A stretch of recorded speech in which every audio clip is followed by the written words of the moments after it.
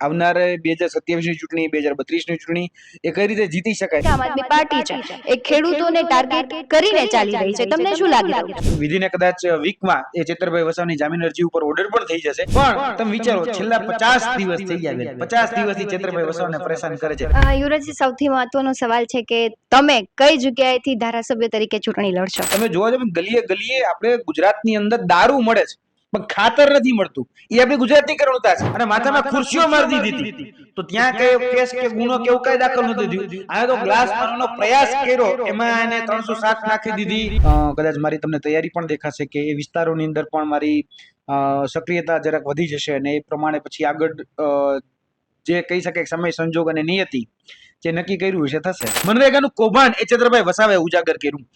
ચેતરભાઈ વસાવાએ એ જ વિસ્તારની અંદર, નર્મદા વિસ્તારની અંદર નકલી કચેરી ચાલતી હતી.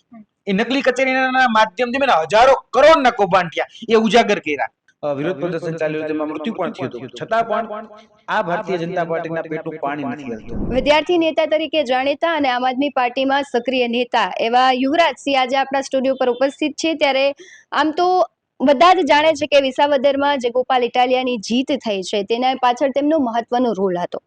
આજે આપણે જે ચર્ચા કરવી છે આમ આદમી પાર્ટીની, જે તે સંઘર્ષ કરી રહ્યા છે ને આમ આદમી પાર્ટીની આગામી જે રણનીતિ છે તેના વિશે વાત કરવી છે. આમ તો ગોપાલ ઇટાલિયાની તો જીત થઈ છે જ ખરા, પરંતુ ગુજરાતમાં આમ આદમી પાર્ટીનો જે પાયો છે હવે નખાશે. ત્યારે આપણી સાથે આજે છે યુવરાજસિંહ જાડેજા. ભાઈ, તમારું ખૂબ સ્વાગત છે BS9 ના સ્ટુડિયો પર. સૌથી પહેલા મહત્વનો સવાલ એ છે કે આમ આદમી પાર્ટીમાં તમે જોડાયા, આગામી રણનીતિ આમ આદમી પાર્ટીની ગુજરાત માટેની શું છે? બેન, તમે વાત કરી કે પાયો તો છેલ્લા ઘણા સમયથી નખાઈ ગયો છે. આમ જોવા જઈએ તો દિલ્હીની અંદર સરકાર હતી જ, ત્યારબાદ પંજાબની અંદર પણ સરકાર બની અને ત્યારે ગુજરાતની અંદર પણ 5 ધારાસભ્ય તો ખરી. એટલે ગુજરાતમાં પણ છેલ્લી જે વિધાનસભાની ચૂંટણી હતી એમાં 40 લાખ વોટ આમ આદમી પાર્ટીને મળ્યા છે. અને જોવા જઈએ તો સૌથી વધારે જે ક્રાંતિકારી યુવાનો જે છે એ આમ આદમી પાર્ટી સાથે સંકળાયેલા છે. જે પણ લોકો આજે સત્તા પક્ષને બેખૌફ રીતે, બેબાક રીતે જે સવાલ પૂછે છે આમ આદમી પાર્ટી સાથે છે. એટલે હજી સંઘર્ષના સમયમાં છે એમાં ના જ નથી. જોવા જઈએ તો અમારા ઘણા બધા એવા નેતાઓ જે છે, રાજુભાઈ કરપડા છે, ગોપાલભાઈ ઇટાલિયા છે, ચેતરભાઈ વસાવા છે, એ અત્યારે ક્યાંક ને ક્યાંક પોતાના વિસ્તારના, પોતાના સમાજની વેદના, જે વ્યથા, જે પીડા જે છે એને વ્યક્ત કરવા માટે વિધાનસભા સુધી, ફ્લોર સુધી પોતાની વાત એ ક્યાંક ને ક્યાંક મૂકી રહ્યા છે. તો આવનાર દિવસોની અંદર પણ જે સંગઠનનું કાર્ય છે, જે સંગઠનનું કાર્ય મજબૂત થાય એટલા માટે વર્તમાન પૂરા ગુજરાતની અંદર ગુજરાત જોડો યાત્રા ચાલી રહી છે. અને ગુજરાત જોડો યાત્રામાં તમામ વિસ્તારોમાં જે પણ આગેવાનો છે એ આગેવાનો રોજની 3 થી 4 મિટિંગો એડ્રેસ કરે છે. અને તેમાં ગુજરાતમાંથી જે કહી શકાય આમ આદમી પાર્ટીની વિચારધારા અત્યારે વર્તમાનમાં જે છે, તો એ વર્તમાનની વિચારધારાને સાંકળી અને જે નવા લોકો છે એ પણ અત્યારે જોડાઈ રહ્યા છે. એટલે વિઝન ખૂબ લાંબુ છે. આવનાર 2027ની ચૂંટણી, 2032ની ચૂંટણી એ કઈ રીતે જીતી શકાય એ વિઝન ખૂબ લાંબુ છે. પણ એના માટે પાયે કહી શકાય કે ટીપે ટીપે ભેગું કરવું પડે, કારણ કે નવી પાર્ટી છે. તો એ નવી પાર્ટી છે તો ટીપે ટીપે ભેગું કરીને ચાલીએ છીએ. ખાસ અત્યારે પ્રવીણભાઈ રામ એ પણ ખેડૂતોના મુદ્દાને લઈને ખેડ વિસ્તારમાં પગપાળા યાત્રા કરી રહ્યા છે. બીજી તરફ રાજુ કરપડા, આ બધા જ જે ખેડૂતના મુદ્દાઓને લઈને આગળ વધી રહ્યા છે. એટલે ક્યાંક ને ક્યાંક એવું કહેવામાં આવી રહ્યું છે કે આમ આદમી પાર્ટી છે એ ખેડૂતોને ટાર્ગેટ કરીને ચાલી રહી છે. તમને શું લાગી રહ્યું છે? કોઈને ટાર્ગેટ નથી કરતી, મુદ્દાઓને ટાર્ગેટ કરે છે. મુદ્દાઓ જે છે ખાસ કરીને જે વાતો કરવામાં આવી હતી MSP ને લઈને, જે વાતો કરવામાં આવી હતી કે 2024માં ખેડૂતોની આવક ડબલ થઈ જશે, જે વાતો કરવામાં આવી હતી કે ભાઈ ખેડૂતોને સારા ભાવ મળશે, તો એ જે બાબતો છે એ બાબતો હજુ સુધી મળી નથી. જોવા જઈએ તો એવું કહેવામાં આવતું હતું કે 2024માં ખેડૂતોની આવક ડબલ થઈ જશે. આવકની જગ્યાએ તમે જોવા જાવ તો અત્યારે ખેડૂતોને આપણે સામાન્ય રીતે ખાતરના ભાવ જુઓ તો ડબલ થઈ ગયા છે. ગાયને નાખવાનો ખોળનો ભાવ હોય એ ડબલ થઈ ગયો છે. જે પણ આપણે કહી શકાય કે ખેતીના બિયારણનો ભાવ પણ ડબલ થઈ ગયો છે. પણ આ દિવસે ને દિવસે જાવક ડબલ થતી જાય. આવક તો ત્યાં ને ત્યાં જ છે. જે કપાસનો ભાવ પહેલા આજથી 10 વર્ષ પહેલા હતો ને એ જ કપાસનો ભાવ અત્યારે પણ ત્યાં જ છે.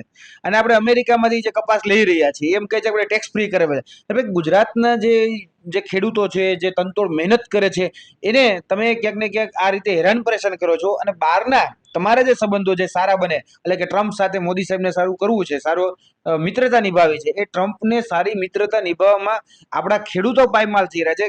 ખેડૂતોને વાકે ટ્રમ્પને કઈ સારી સવલતો તો એ શીરાની થાળી તો નથી જમાડી શકાતી ને. એટલે આ બધી એવી બાબતો છે જેને લઈને જે પણ આમ આદમી પાર્ટીના નેતાઓ છે એ મુદ્દાને એડ્રેસ કરી અને જે ખેડૂતોની જે કહી શકે કે જે પાયાની બાબતો છે એ પાયાની બાબતોમાં એને કહી શકાય કે એડ્રેસ કરીને આગળ કઈ રીતે ઉજાગર કરી શકાય, કઈ રીતે એને ન્યાય અપાવી શકાય.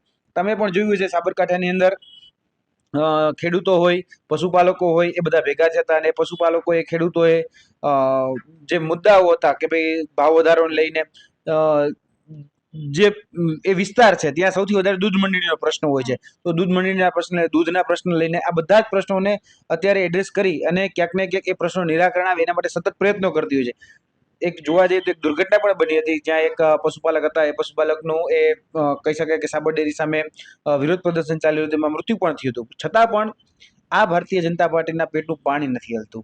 તમે વિચારો, આ એટલી જાડી ચામડીની છે ભારતીય જનતા પાર્ટી કે કોઈક મરી જાય છે તો એના ઉપર પણ ક્યાંક ને ક્યાંક પોતાના રાજનીતિના રોટલા શેકતી હોય છે, અને કોઈ મરી જાય છે તો કદાચ એ જે મુદ્દાને લઈને કહી શકે કે આવ્યો હોય છે તો એ મુદ્દાને પણ દરકાર કરતી નથી, અને એને ક્યાંક ને ક્યાંક વધારે પરેશાન કરવાના પ્રયત્નો, એના પરિવારને વધારે પરેશાન કરવાના પ્રયત્નો એ મેં નજીકથી ફીલ કર્યું છે, જોયું છે કઈ રીતે.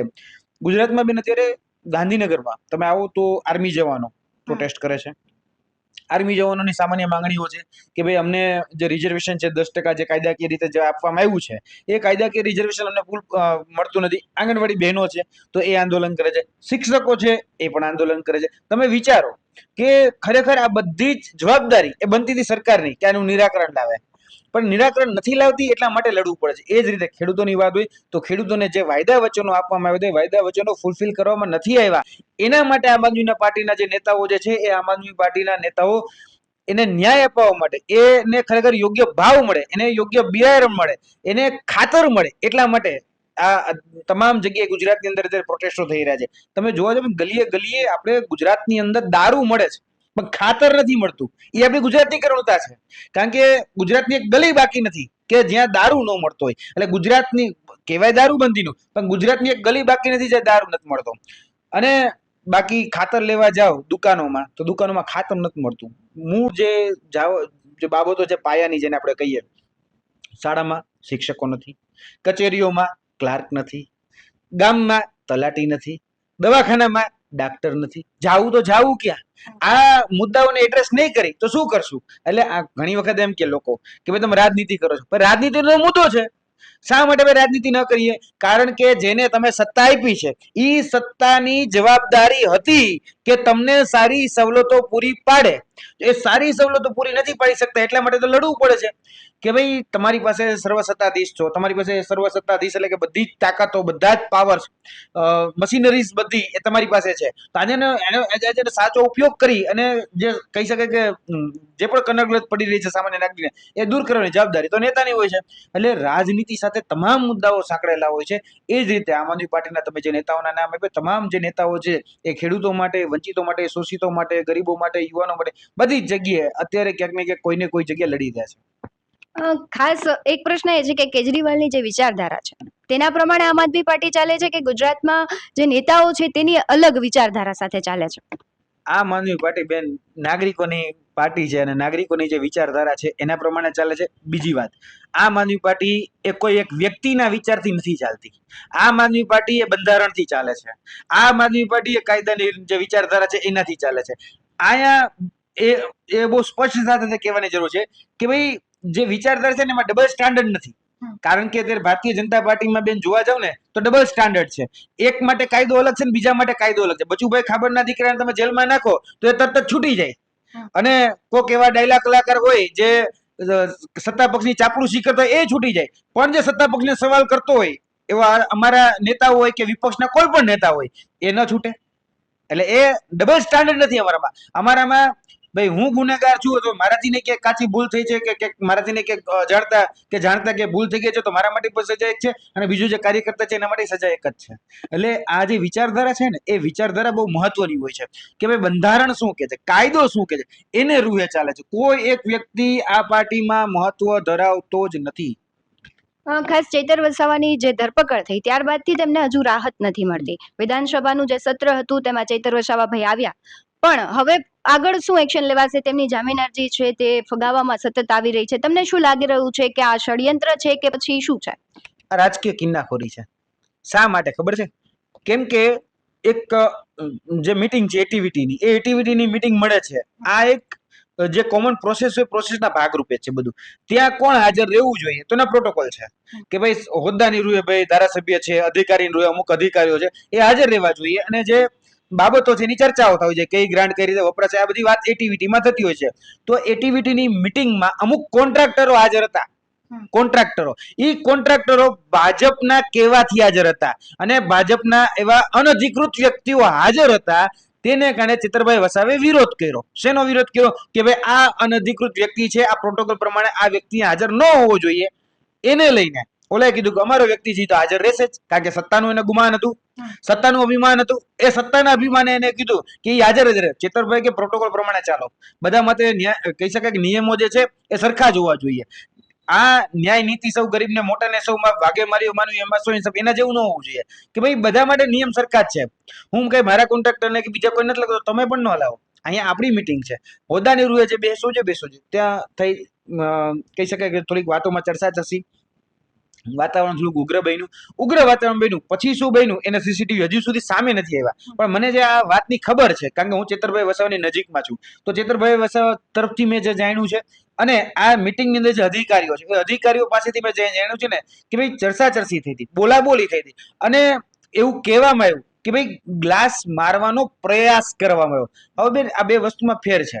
આ ગ્લાસ છે, હવે ગ્લાસ મારવાનો પ્રયાસ કરો અને ગ્લાસ મારવો એમાં જમીન આસમાનનો ફેર છે. ચોરી કરવી અને ચોરી કરવાનો પ્રયાસ કરવો એ બેમાં જમીન આસમાનનો ફેર છે.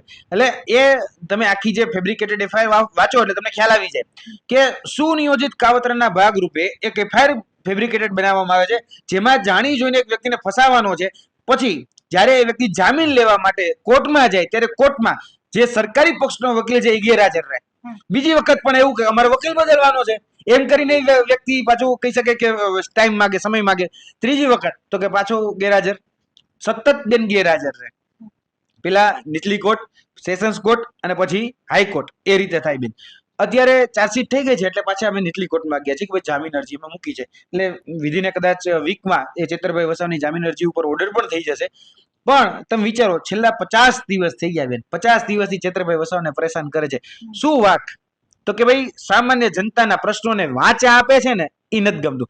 આદિવાસી સમાજના બાળકો ભણી ગણીને આગળ વધે ને એટલા માટે શિષ્યવૃત્તિ માટે એ વ્યક્તિ અવાજ ઉઠાવતો હતો. મારી સાથે અમને ખબર બેન આંદોલન કરતા હતા, ગાંધીનગર સચિવાલયનો ઘેરાવો કર્યો હતો, અને સચિવાલયના ઘેરાવામાં કર્યા પછી જે 300 કરોડ રૂપિયા સરકારને આપવા પડ્યા, જે આદિવાસી સમાજના હક હિસ્સાના હતા, જે ભારતીય જનતા પાર્ટી પચાવી જવા માંગતી હતી, એને આપવા પડ્યા. એટલે એને પેટમાં દુખ્યું. મનરેગાનું કૌભાંડ એ વિસ્તારમાં બેન બહુ મોટું ચાલતું હતું. મનરેગાનું કૌભાંડ એ ચેતરભાઈ વસાવાએ ઉજાગર કર્યું. ચેતરભાઈ વસાવાએ એ જ વિસ્તારની અંદર, નર્મદા વિસ્તારની અંદર નકલી કચેરી ચાલતી હતી. એ નકલી કચેરીના માધ્યમથી હજારો કરોડના કૌભાંડ થયા, એ ઉજાગર કર્યા. એ વિસ્તારની અંદર નકલી કોલેજ ચાલતી હતી, જેમાં એની પરમિશન હતી જ નહીં નર્સિંગની, છતાંય કોલેજ ચાલતી. કેમ? કે ભાજપના નેતાની હતી, ઉજાગર કરી. આ બેન વાત શું છે ખબર છે? દુખે છે પેટમાં અને કૂટે છે માથું. ભારતીય જનતા પાર્ટીના નીતિ રીતિ છે. જે વ્યક્તિઓ લડે છે, જે વ્યક્તિઓ આક્રમકતાથી વાત મૂકે છે, જે વ્યક્તિઓની વાતમાં તથ્ય છે, એને એન કેન પ્રકારે ફસાવો અને જેલમાં પૂરી દો. એટલે આ તમે જોવો છો કે સામાન્ય બાબત હતી, સામાન્ય. બેન હું અત્યારે રાજકોટમાં બેઠો છું, મને રાજકોટની એક મિટિંગ યાદ છે, જેમાં કોંગ્રેસ અને ભાજપની મિટિંગ હતી, અને મિટિંગમાં ખુરશીઓ ઉલરી હતી અને માથામાં ખુરશીઓ મારી દીધી હતી. તો ત્યાં કઈ કેસ કે ગુનો કે એવું કઈ દાખલ નતું થયું. આને તો ગ્લાસ મારવાનો પ્રયાસ કર્યો, એમાં એને 307 નાખી દીધી, અને 307 એટલે ગંભીર કલમ, એટેમ્પ ટુ મર્ડર ટાઈપની કલમ. એને આમાં તો 307 લાગે કઈ રીતે, મને એ નથી સમજાતું. પ્રયાસ કરવો અને કદાચ એવું માર્યું હોય, શરીરના ઉપરના ભાગમાં કે લોહાણ કરી નાખ્યું તો 307 લાગે, એટેમ્પ ટુ મર્ડર લાગે. આ તો એવો કોઈ પ્રયાસ નતો, એવું કોઈ તીક્ષ્ણ હથિયાર નતું. હવે આ ગ્લાસને તમે કઈ રીતે, કઈ કેટેગરીમાં મૂકો છો કે ભાઈ તમે એમ કહો છો કે ભાઈ આની પર આપણે 307 લગાડી? એટલે આ ફેબ્રિકેટેડ છે, આખું સુનિયોજિત કાવતરના ભાગરૂપે છે.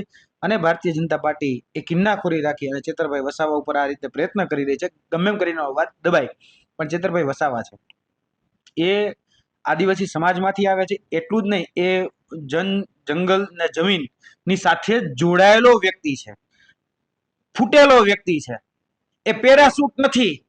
ભારતીય જનતા પાર્ટીમાં જે નેતાઓ છે પેરાશૂટ છે, એ તો ફૂટેલો છે.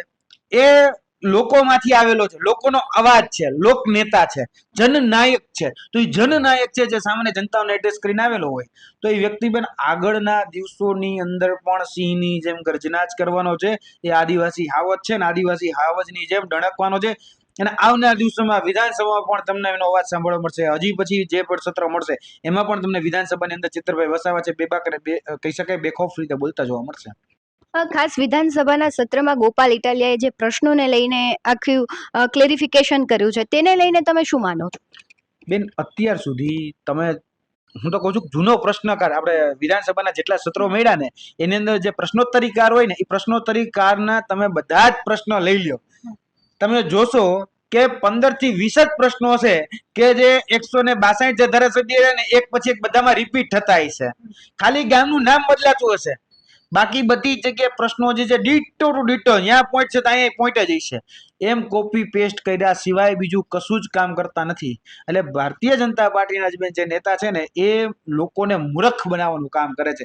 અને લોકો આ વાતથી અજાણ હતા કે ભાઈ આવું કદાચ વિધાનસભામાં મોકલા છે, તમારા વિસ્તારના કંઈક પ્રશ્નોને વાચા આપશે, અમારી કંઈક વેદનાને વાચા આપશે, એ અપેક્ષાથી ભારતીય જનતા પાર્ટીને ક્યાંક ને ક્યાંક નેતાઓને ચૂંટીને મોકલા હતા. પણ હવે એ ચિત્ર ઉજાગર થઈ ગયું છે કે ભાઈ આ નેતાઓ અહીંયા ખાલી ફાકા ફોજદારી કરવા માટે જાય છે અને સરકાર જે આ કહી શકાય આપણો જે વિધાનસભાનો સમય છે એ સમયને વેડફવા માટે જાય છે. એટલે આ જે અત્યારે જે બાબતો જે સામે આવી રહી છે, ભૂતકાળમાં બેન એવું નહીં કે આ અત્યારેથી છે, 2024, 2023, 2022 જેટલી વિધાનસભાઓ મળીને એમાં જે પણ પ્રશ્નોત્તરીકાર છે ને એ બધા જ પ્રશ્નોત્તરીકારના તમે પ્રશ્નો જોજો ને એટલે મોટા ભાગના પ્રશ્નો બધા રિપીટ જ હશે.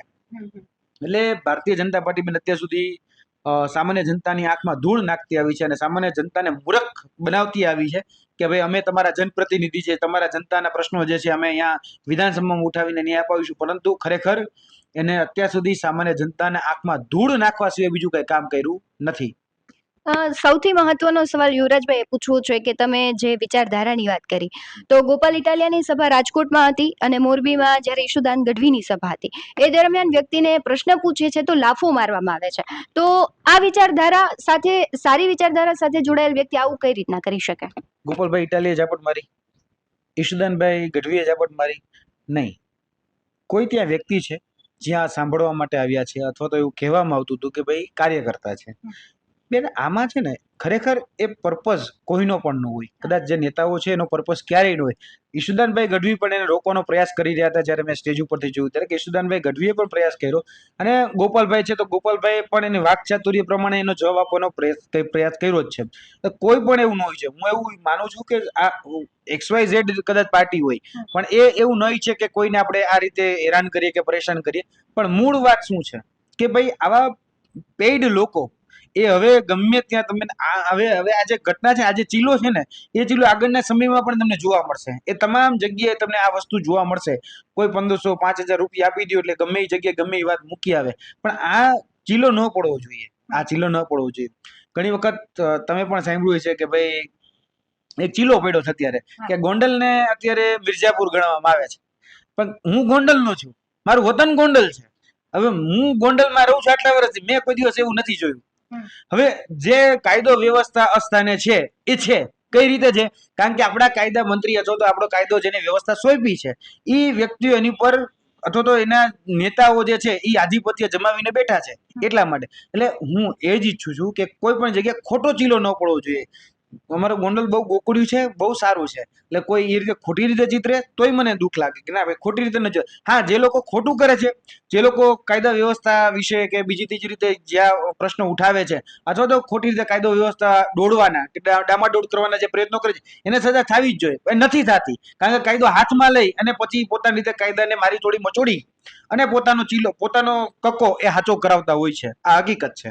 તો એની સામે એક્શન લેવા જોઈએ. એમાં હું કે એને વિરોધમાં નથી, પણ આ મેં કીધું એમ કે ખોટો ચીલો એ કોઈ જગ્યાએ ન પડવો જોઈએ, એક પણ જગ્યાએ નહીં. યુવરાજજી, સૌથી મહત્વનો સવાલ છે કે તમે કઈ જગ્યાએથી ધારાસભ્ય તરીકે ચૂંટણી લડશો? એ આવનાર સમય નક્કી કરશે. કારણ કે વિધાનસભાની ચૂંટણી હું લડવાનો છું. BSNL ના માધ્યમથી પણ સ્પષ્ટતા કરી દઉં કે આવનાર જે ચૂંટણીઓ છે એ ચૂંટણીઓની અંદર હું સ્પષ્ટપણે લડવા માંગુ છું. અને બીજું કે હું એવું માનું છું કે આપણે સામાન્ય જનતાના પ્રશ્નોને જે વાચા અત્યારે આપીએ છીએ એ વાચા જો વિધાનસભામાં જઈને આપીશું તો મને એવું લાગે છે કે વધારે લોકોને આપણે લાભ કરાવી શકું, વધારે પ્રશ્નોને એડ્રેસ કરી અને મોટા વર્ગને એ આપણે ક્યાંક ન્યાય અપાવી શકીશું. અને જન નેતાનું મુખ્ય કામ જ એ છે કે સામાન્ય જનતાના પ્રશ્નોને વાચા આપી, સામાન્ય જનતાના પ્રશ્નોનું નિરાકરણ લાવવું એ જ નેતાના કામ છે. તો આવનાર દિવસોની અંદર એક નેતા તરીકે એટલે રાજનેતા તરીકે તો એમાં પણ રાજકીય પાર્ટી સાથે જોડાય અને રાજનેતા તરીકે હું ચૂંટણી લડવાનો છું. આવનાર દિવસોની અંદર ફિક્સ છે, પણ સમય નક્કી કરશે કે કઈ જગ્યાએથી ચૂંટણી લડું છું. આવનાર દિવસોની અંદર કદાચ મારી તમને તૈયારી પણ દેખાશે કે એ વિસ્તારોની અંદર પણ મારી સક્રિયતા જરાક વધી જશે અને એ પ્રમાણે પછી આગળ જે કહી શકે સમય સંજોગ અને નિયતિ જે નક્કી કર્યું છે થશે.